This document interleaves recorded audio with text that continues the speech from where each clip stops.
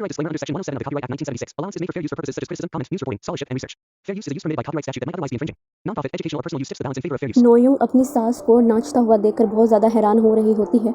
फिर उसको वो रिकॉर्डिंग याद आती है तो वो बहुत ही गुस्से में म्यूजिक डेक की तरफ जाती है, वो बंद कर देती है। उसकी सास एकदम चुप कर रुक जाती है और कहती है ये क्या तरीका है।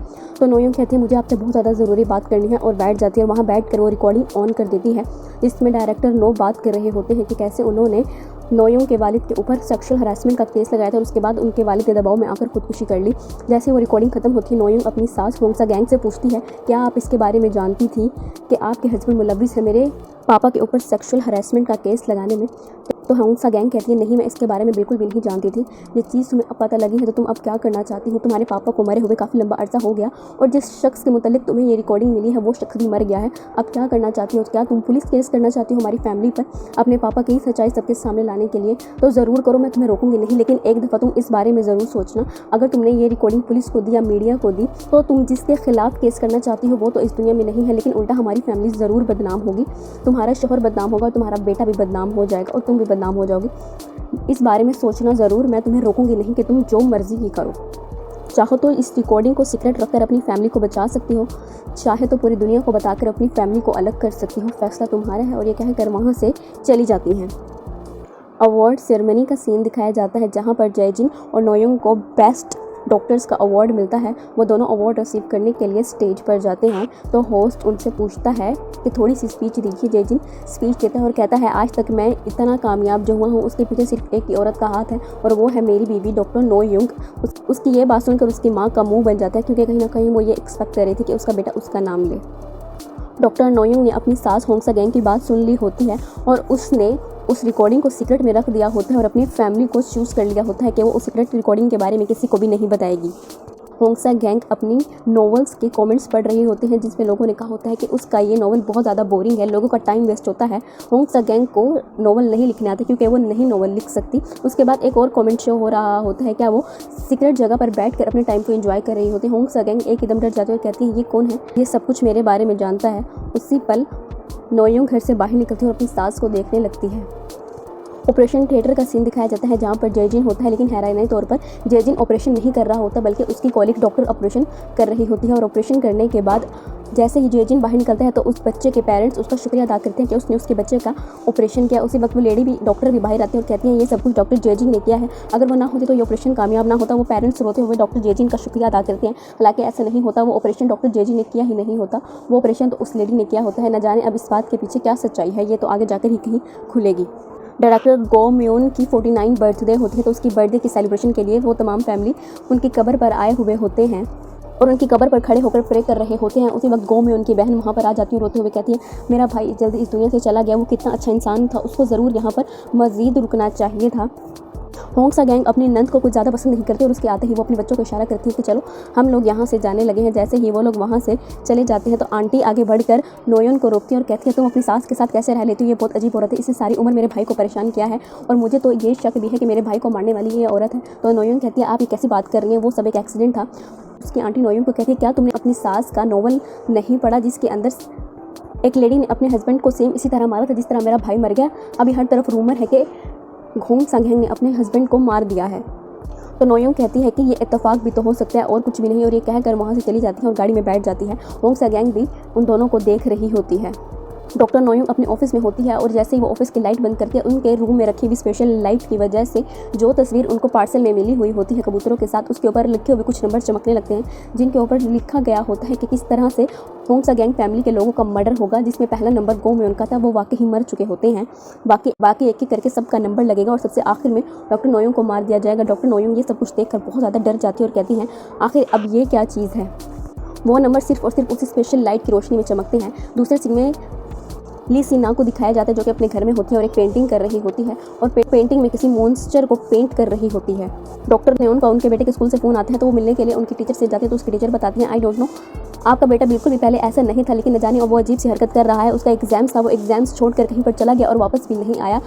मैं आपको इस चीज़ के बारे में इन्फॉर्म करना चाहती हूँ। मैं चाहती हूँ कि ज़रूर आप अपने बच्चे पर तवज्जो दें। उसकी ज़िंदगी में कुछ ऐसा चल रहा है जो उसने अभी तक किसी को भी नहीं शेयर किया है। डॉक्टर नयोन अपने बेटे को लेकर स्कूल से बाहर निकल आती हैं और गाड़ी में बैठकर उससे बात करती हैं और कहती हैं, तुमने ये हरकत की है एग्ज़ाम छोड़कर कहीं जाने की, तो यकीनन कोई वजह होगी, क्योंकि हम जो कुछ भी करते हैं उसके पीछे कोई ना कोई वजह ज़रूर होती है। मैं इंतज़ार कर रही हूँ कि कब तुम मुझे वो रीज़न बताओगे। मुझे तुम पर पूरा यकीन है कि तुम कुछ भी गलत नहीं करोगे। दूसरी तरफ होंग सा गैंग एक जानने वाले के रेस्टोरेंट जाती है। वो शख्स उनके लिए स्पेशल किस्म का खाना बनाता है। वो शख्स होंग सा गैंग को बहुत साल पहले से जानता था। जैसे वो खाना होंग सा गैंग को सर्व करता है तो होंग सा गैंग उनको कहती है, खाने के लिए तुम्हारा शुक्रिया, लेकिन मुझे तुम्हारी एक हेल्प चाहिए, क्या तुम मेरी मदद करोगे? तो वो शख्स कहते हैं, हाँ बिल्कुल, मैं आपकी मदद ज़रूर करूँगा। डॉक्टर नोयोंग अपने बेटे को लेकर घर आ जाती है। उनका बेटा अपने कमरे में चला जाता है तो वो डाइनिंग पर देखती है जहाँ पर उनके हस्बैंड और शोहर बैठे हुए होते हैं। उसी पल उनके शोहर के दोस्त हाई तो वहीं पर आते हैं और वहाँ पर बैठ जाते हैं। तो उसके हस्बैंड कहते हैं, आपको याद है नहीं, हमें रेस्टोरेंट में मिला था। वो जिद करता है कि उन्हें उनके बेटे दू होंग से मिलना है। जय हिंद उनको परमिशन दे देते हैं और तैहू उठकर दयहुन के रूम में चला जाता है। डॉक्टर नयोन को वो शख्स न जाने क्यों बिल्कुल भी अच्छा नहीं लगता। वो नहीं चाहते कि उनका बेटा उससे मिले। वो कमरे में आकर अपने हस्बैंड से भी इस चीज़ का जिक्र करती हैं तो उसके हस्बैंड कहते हैं, तुम परेशान मत हो, सामने देखो, खिड़की से नीचे देखो, हमारा बेटा तैहू के साथ कितना ज़्यादा खुश है। मैं तो ये सोच रहा था क्यों ना इस शख्स को, जो कि मैथ में बहुत ज़्यादा अच्छा है, अपने बेटे के ट्यूटर के तौर पर रख लूँ। डॉक्टर नोयोंग भी कुछ बोलती, लेकिन कहीं ना कहीं वो तैहू की मौजूदगी से कहीं पर ठटक चुकी थी कि ये शख्स कुछ अजीब है। ली सीना डॉक्टर नयोन से मिलने के लिए दोबारा उनके हॉस्पिटल आती है सेशन के लिए। तो डॉक्टर नयोन उनसे पूछती है, जब मेरे ससुर का इंतकाल हुआ था तुम वहाँ पर क्या कर रही थी, क्या तुम मेरे ससुर को जानती हो? तो ली सीना कहते हैं, इस चीज़ का क्या फ़ायदा, अब तो उनका इंतकाल हो गया। क्या मैं आपसे पूछना चाहती हूँ, आपने कहा था आप अपनी फैमिली के साथ बहुत खुश हैं, क्या आपको वाकई लगता है आप अपनी फैमिली के साथ बहुत ज़्यादा खुश हैं? डॉक्टर नोयोंग कहती है, मैं तुम्हारी बात का मतलब नहीं समझी। तो ली सीना वहाँ से उठती है और डॉक्टर नयोन की टेबल के पास जाकर उनकी फैमिली पिक्चर को देखने लगती है और कहती है, क्या आपको वाकई लगता है कि तमाम लोग जो इस तस्वीर में हैं वो सब लोग खुश नज़र आ रहे हैं? मुझे तो ऐसा नहीं लग रहा। आपके ससुर का इंतकाल हो गया है और मेरी मालूमात के मुताबिक आपकी सास ने भी एक नोवेल लिखा था जिसमें उन्होंने अपने मेन कैरेक्टर को जिस तरह मारा था, सेम उसी तरह आपके ससुर का भी इंतकाल हो गया। क्या आपने कभी इन चीज़ों पर गौर किया है? डॉक्टर नयोन उसकी बात सुनकर चुप हो जाती हैं। थोड़ी ही देर में उनकी बहन भी डॉक्टर नयोन को विजिट करती है। दोबारा से वही बात दोहराती है कि होंग सा गैंग ने अपने हस्बैंड को मारा है। उसके बाद वो उसका नोवेल भी लेकर आते हैं, कहते हैं ये नोवेल पढ़ो, इस नोवेल में सेम यही लिखा हुआ है जो कि हकीकत में हुआ है। डॉक्टर नयोन वो नोवेल पढ़ने के लिए ले लेती हैं और फिर वो वाकई उस नोवेल को स्टडी करने लगती हैं और उस जगह पर जाती हैं जहाँ पर गो मियोन का इंतकाल हुआ होता है। तमाम चीज़ें सेम आपस में मिलती हैं। वो वहाँ पर बैठी होती है, उसी पल उनकी नज़र पड़ती है कि कोई वहाँ पर है। वो तेज़ी से खड़ी होती है तो वो शख्स भी अपना चेहरा पलटता है तो वो ये देखकर परेशान हो जाती है। वो होंग सा गैंग होती है। डॉक्टर नयोंग पूछती हैं, आप यहाँ पर क्या कर रही हैं? तो होंग सा गैंग कहती है, वैसे तो मैं यहाँ पर वॉक करने आई थी, लेकिन तुम्हारा सवाल देखकर ऐसा लग रहा है कि जो रूमर फैला हुआ है कि मैंने अपने हस्बैंड को कत्ल किया है, तुम्हारा चेहरा बता रहा है कि मैंने भी अपने हस्बैंड को कत्ल किया है, लेकिन ऐसा नहीं है। मैं यहाँ पर सिर्फ और सिर्फ वॉक करने के लिए आई थी। इन रूमर्स पर यकीन मत करो। डॉक्टर नयोंग खामोशी से घर आ जाते हैं। रात के वक्त वो नोवेल को रीड कर रही होती है। उसी वक्त उनके हस्बैंड वहाँ पर आते हैं और आकर बताते हैं कि कल उनके हॉस्पिटल का एक इवेंट है जिसमें वो बिजी रहने वाले हैं। वो इवेंट ज़्यादा इंपॉर्टेंट है, वो इस इवेंट को छोड़ नहीं सकते। तो डॉक्टर नयोंग की बात पर इस बात में सर हिला देती हैं। अगले दिन डॉक्टर नयोंग अपने हॉस्पिटल में होती हैं तो उनको एक मैसेज रिसीव होता है जिनमें उनके हस्बैंड की कुछ तस्वीरें होती हैं जिनमें वो किसी लेडी के साथ होते हैं। डॉक्टर नयोंग एक सब कुछ देखकर एकदम परेशान होती है। कैप्शन में लिखा होता है कि वाकई आपको अपने हस्बैंड पर पूरा यकीन है। डॉक्टर नयोंग बहुत ज़्यादा गुस्से में अपने हस्बैंड के हॉस्पिटल जाती है। वहाँ पर जाकर स्केड्यूल निकालती है कि वाकई कोई आज हॉस्पिटल का इवेंट है, लेकिन ऐसा कोई हॉस्पिटल का इवेंट नहीं होता। वो अपने हस्बैंड को फ़ोन करती है तो उनके हस्बैंड फ़ोन उठाकर कहते हैं उन्होंने वो इवेंट अटेंड कर लिया है और वो इवेंट की कामयाबी पर बहुत ज़्यादा खुश हैं। जेरी डॉक्टर नयोंग से झूठ बोलता है इवेंट के मुतालिक, हालांकि वो किसी और ही लेडी के साथ बिजी होता है। डॉक्टर नयोंग घर चली जाती है और रात के वक्त उनके हस्बैंड जब सो चुके होते हैं वो अपने हस्बैंड का फ़ोन चेक करने की कोशिश करती हैं तो वो लॉक होता है। वो अपने हस्बैंड की गाड़ी में जाती हैं और गाड़ी में मौजूद डैशबोर्ड कैमरे की रिकॉर्डिंग चेक करने की कोशिश करती हैं तो वो सब कुछ डिलीट होती हैं। उनको अपने शोहर के खिलाफ कोई भी सबूत नहीं मिलता। वो अपने हॉस्पिटल में बहुत ज़्यादा परेशान हो रही होती हैं। उसी वक्त उनकी सेक्रेटरी वहाँ पर आती है और कहती है पार्सल आपके लिए है। डॉक्टर नयोंग एकदम बहुत ज़्यादा डर जाती है और अपनी सेक्रेटरी को उसको खोलने के लिए बोलती है। जैसे उसकी सेक्रेटरी उस चीज़ को खोलती है तो उसके अंदर एक घर का कांच का बना हुआ नक्शा होता है। वो अपनी सेक्रेटरी को रूम से भेजकर अपने कमरे की लाइट बंद करती हैं और फिर वो स्पेशल लाइट जलाती है लेदर, क्या पता उस लाइट के थ्रू फिर उन्हें कुछ मिल जाए। लेकिन उन्हें काफ़ी ज़्यादा कोशिश के बाद उन्हें उस घर के ऊपर लिखा हुआ कुछ नज़र आता है। वो तेज़ी से उस नंबर को अपने फ़ोन पर नोट करती हैं और फिर गूगल के ज़रिए सर्च करती हैं तो वो एक घर की गूगल लोकेशन होती है।